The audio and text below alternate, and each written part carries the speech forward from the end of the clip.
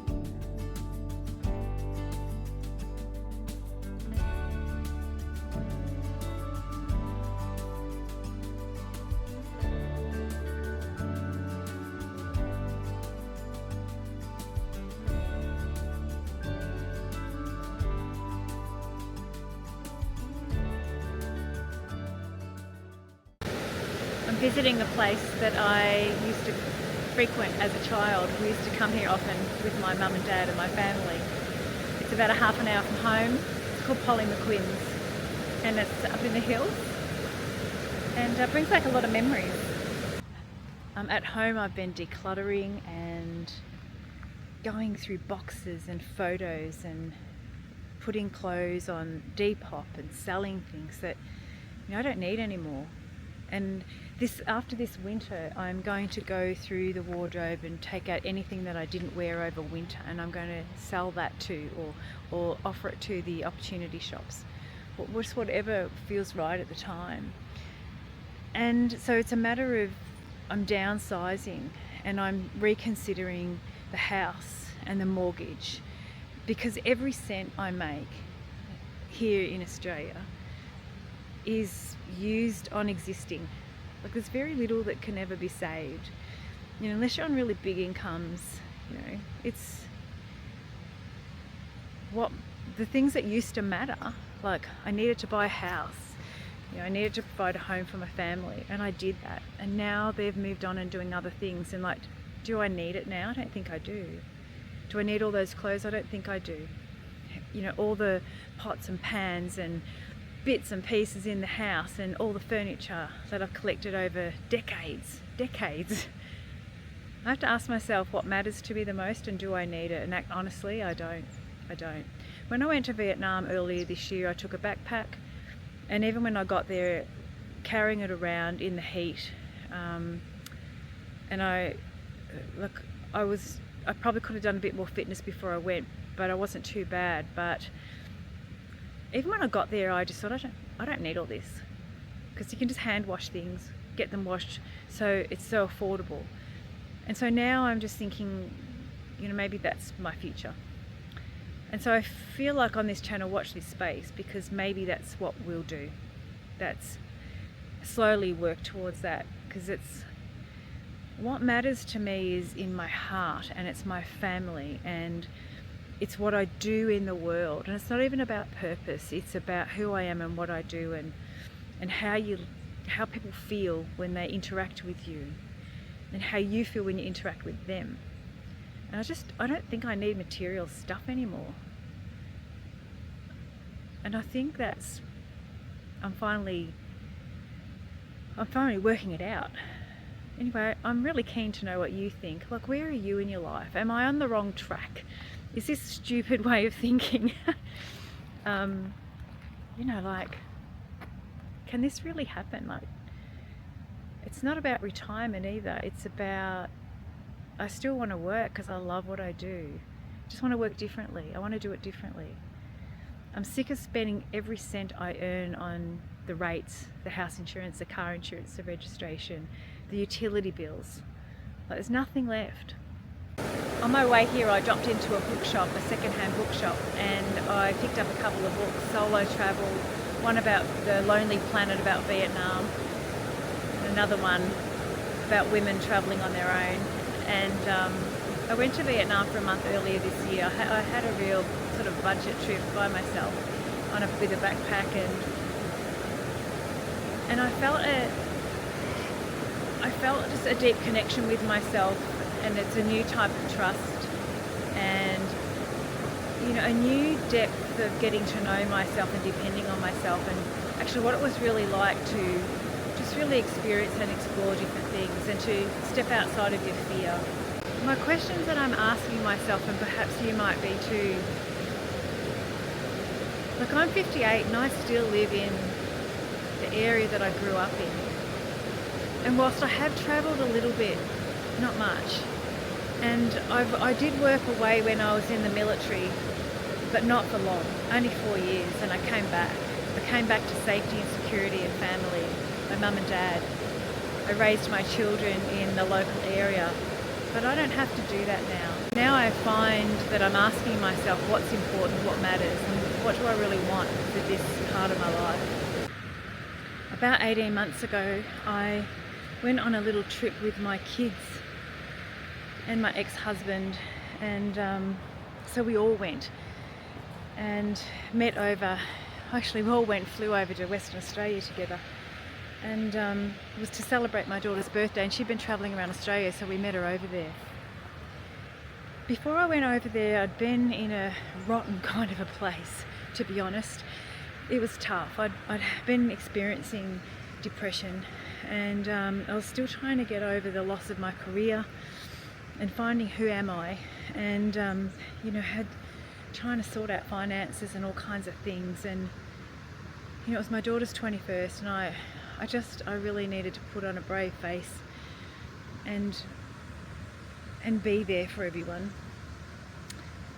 And when we did a few different things when we were over there, and just enjoyed each other's company, played bowls and went to the beach and swam, and walked down rocks like this. And one day when we're walking down rocks like that, to be honest with you, they were similar, but they're at the ocean, a bit steeper. My daughter held my hand and was helping me down, like I was 56, and she was helping me like I was an old lady. And when I came home, she sent me some photos that her partner had taken of the two of us walking down, and when I was getting into the water, into the ocean, into this like big rock pool, and there were some waves, and she helped me in there, and we were sitting on a rock together, and they sent me these photos, and I was horrified. I thought, who is that woman sitting next to my daughter? Oh, like it was me. And yeah, it made me really sad.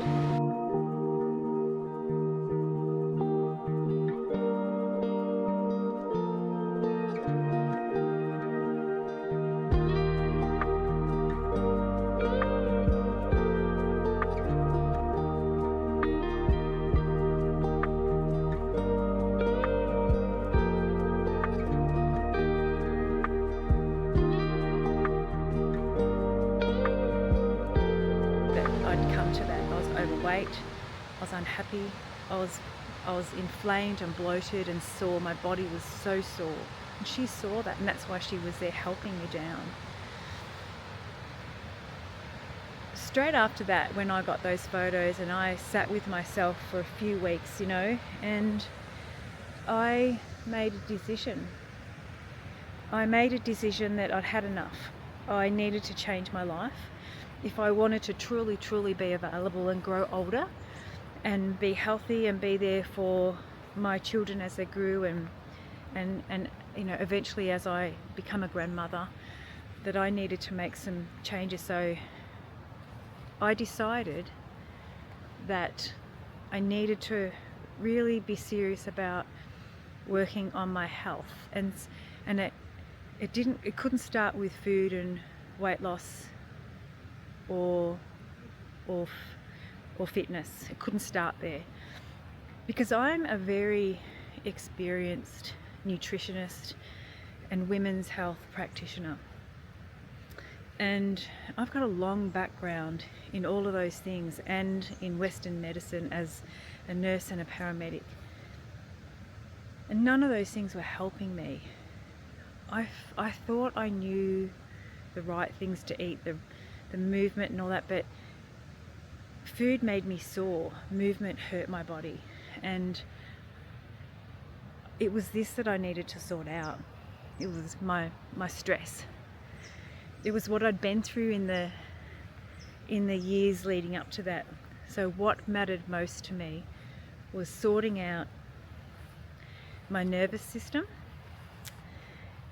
layer by layer, my happiness, and that led to sleeping better, just feeling, allowing myself to feel things, because I was kind of numb. What mattered most to me was starting not feeling guilty about smiling and feeling happy. And I'd notice when I'd laugh because I hadn't done it. I was carrying so much stress and pressure from things that had happened to me in my career. And at the beginning of this channel, I said, I'm not going to go into those things because vicarious trauma is real, and it is. So we don't go into them, but a lot of things happened that left me in that state. And so 18 months ago, I made a decision that I was going to change it. And layer by layer, day by day, I've been doing that. And so along with that, addressing my nervous system, addressing my sleep, and with those things feeling better, more stable, I've been able to address who am I? Like, who is Wendy now that she doesn't wear the uniform? Now that all the kids have left home? Now that I've had to redefine and reinvent myself in a different pathway in all aspects of my life, not just career. Who is this woman who's standing up for herself, making a stand about the things that happened to me, about the injustices, because there were many. And so as I go on that journey of standing up for myself, that's a quiet little journey that I have in the background, and acknowledging that perhaps I need a bit of help here and there, I'm feeling better. And when you feel better, you sleep better, you're calmer, you're more likely to do those things that everyone tells you to do: eat better, walk more, meditate, have baths, catch up with friends, don't drink alcohol, take little drives like this. And eventually those things, layer by layer, have been what matters the most to me. And so, the kilos started coming off, a little bit here and a little bit there, and yeah, here I am today, and I'm in a better space.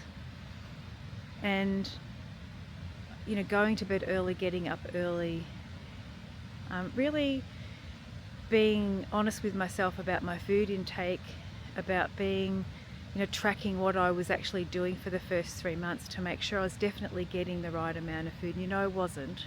I was kidding myself, but I am now. And so I'm 25 kilos lower now.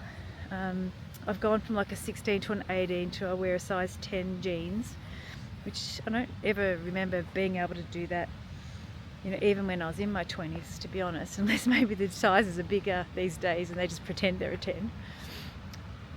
But as I look around here, and as much as I love the country and I love Australia, the shedding is part of that, and I think it's time. Anyway, thank you so much for being part of this conversation. sometimes when you talk, you sort things out when you hear your own voice. And I urge you to do that too, even if you're talking to a camera, talking to yourself, talk to the mirror. This rock's so beautiful and warm that I'm sitting on here.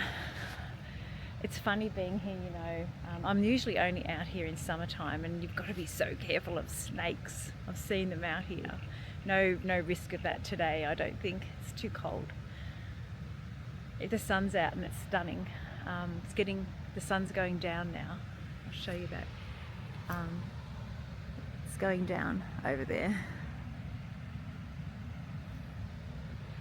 But thank you so much for being part of the conversation. My name's Wendy and this is Grounded Gen X, and every Gen Xer has a little bit of a different story.